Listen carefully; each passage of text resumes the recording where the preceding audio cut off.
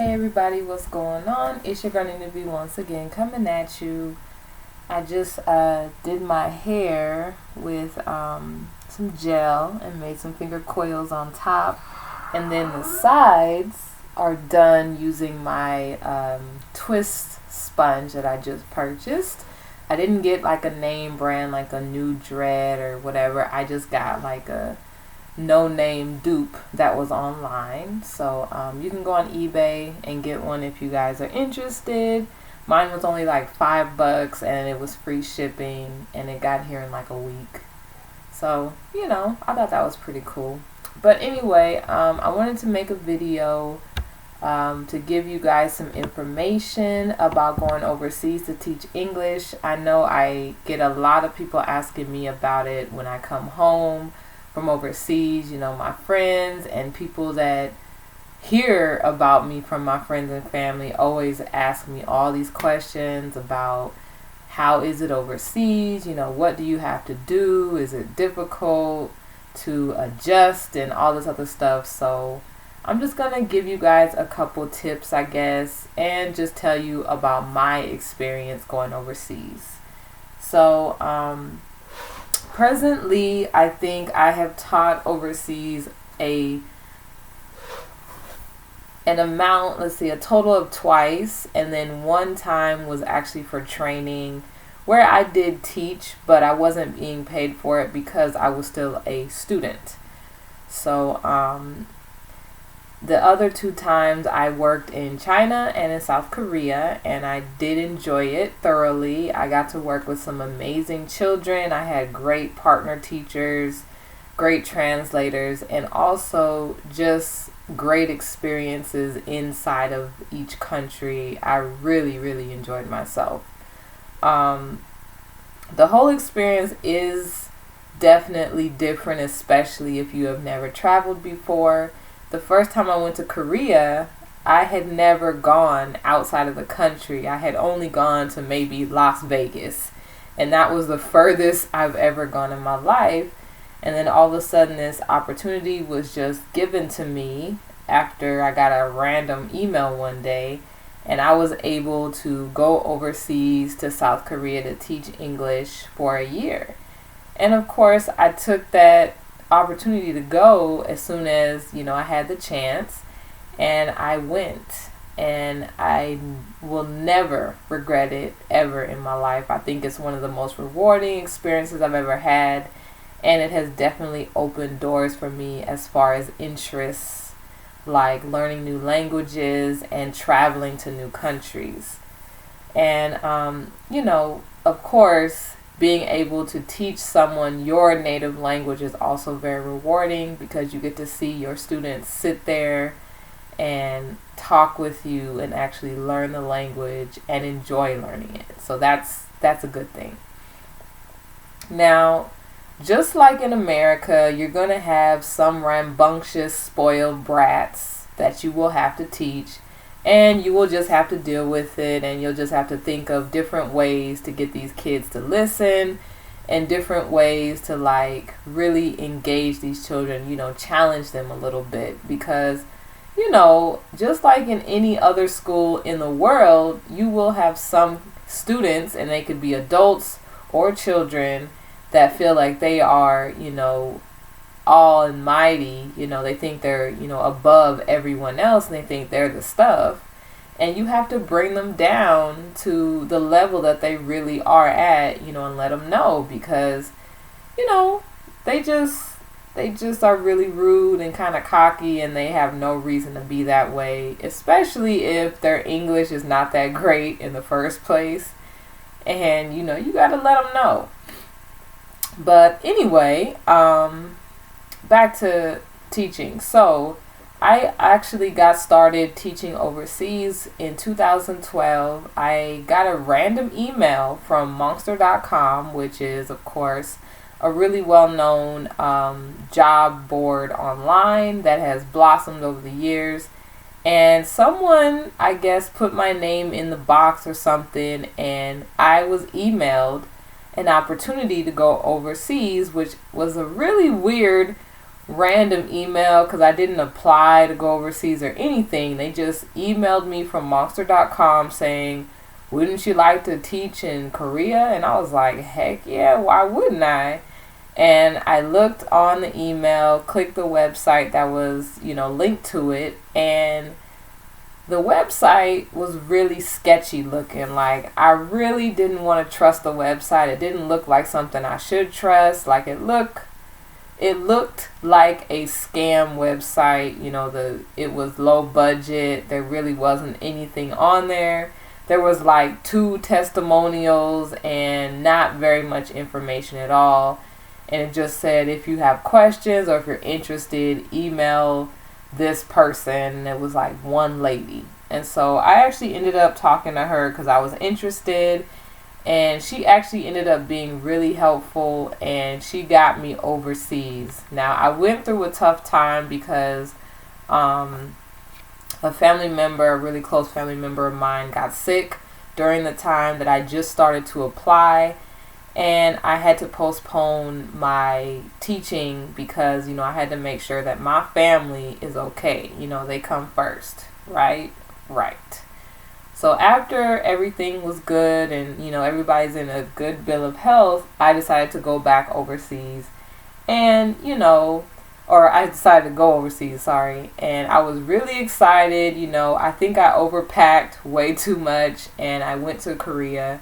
And the flight was really long. I had never been on a flight that long in my life. It was a really unpleasant experience for me, the first flight over there, because I actually flew on United Airlines, which is not comfortable in my opinion.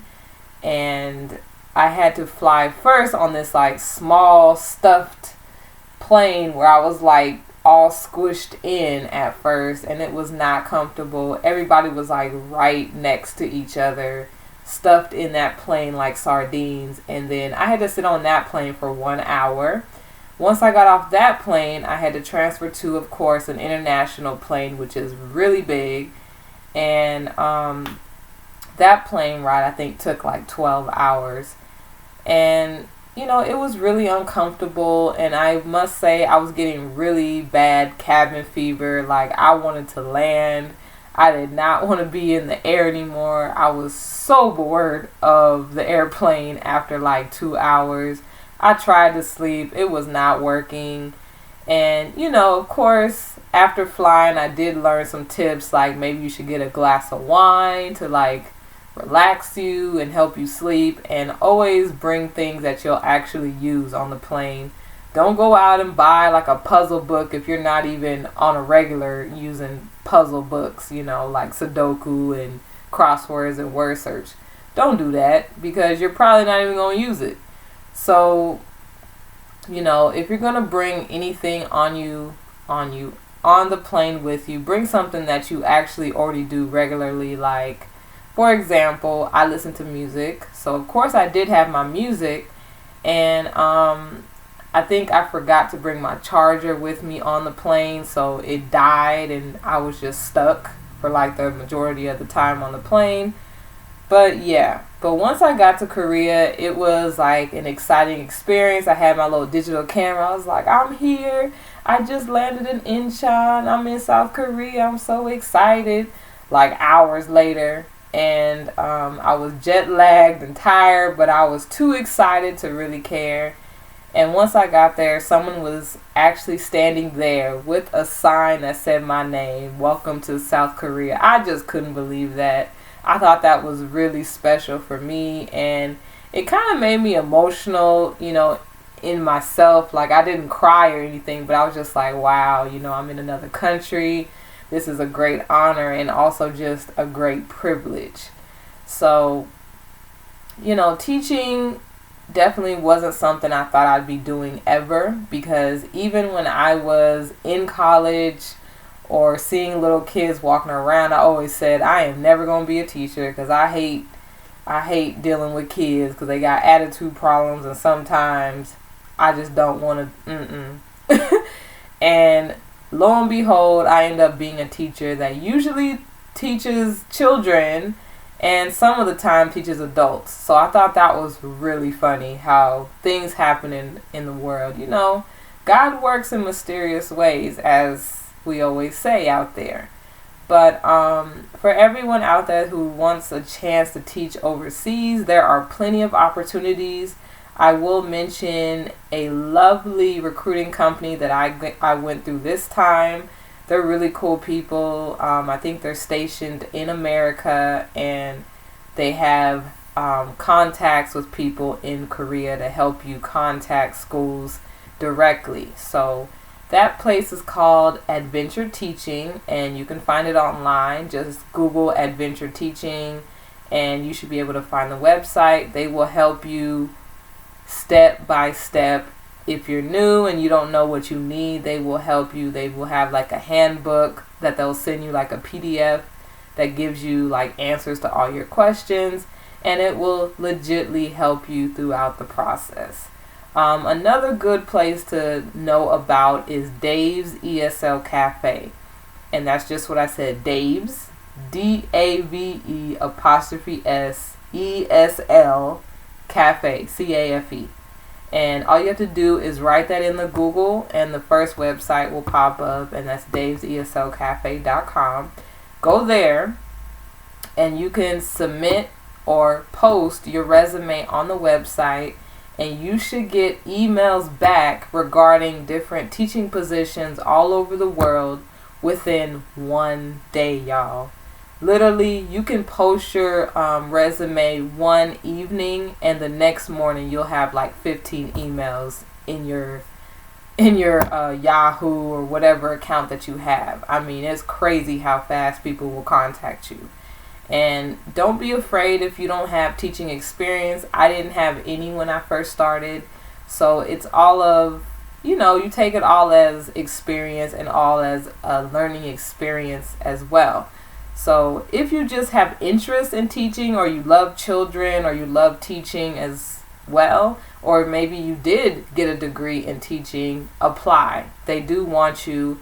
If you do not have something like a TEFL certification, they won't turn you away right off the bat, so don't worry. But a lot of schools will open up more opportunities for you if you do have a TEFL certification and a bachelor's degree. The bachelor's degree does not have to be in any specific field. It could be in art for all they care, but as long as it is from a native English-speaking university and it's an accredited school. Also, they want to make sure that you did not flunk out of your university, that you actually got your degree. Because if you're like, well, I studied at this university, but you don't have a degree to prove it, they're kind of be like, well, we don't know if we want you at our school. So with that being said, you know, it's always good to have some educational background, meaning some kind of degree that you can show forward as your experience in school. Okay? Also, they do want to see your resume, but don't go too, you know, crazy professional with your resume. They do want to see that you can have fun and that you do have a creative sense of style. So do make a resume with some kind of maybe teacher-friendly format, maybe a fun format that you can find online. There are plenty on muse.com, for example. Also, make a cover letter that is directed towards teaching. So if you don't have teaching experience, just make a cover letter talking about how you will enjoy teaching and what skills you have obtained over the years that will help you with teaching, like creativity, organization, management. You know, those type of things are excellent, and they do look at those. Once you're set and you really do want to apply, you do have to have some paperwork done, and it's a long process. But if you start things early, it shouldn't take that long, and you will be in the country of your choice before you know it. So good luck to everyone. If you guys have any questions about going overseas, let me know. I will make another video regarding the paperwork, because I do get a lot of questions. And, you know, hopefully I can help you guys, because, you know, the first time I went overseas, my recruiter gave me like basic information. It was not Adventure Teaching. It was a different firm. But she gave me like the most basic information ever. And she's like, you can look it up on your own. And I'm like, I don't know what I'm doing. You know, you're not going to help me? And she's like, you can find it. You know, just look up, you know, Google the website. And I'm like, bruh. So if you guys do want to see a video on the paperwork that you need to work in South Korea or China, where else? Japan, perhaps, you know, let me know and I can make a video for you so you guys can write down some notes. Okay?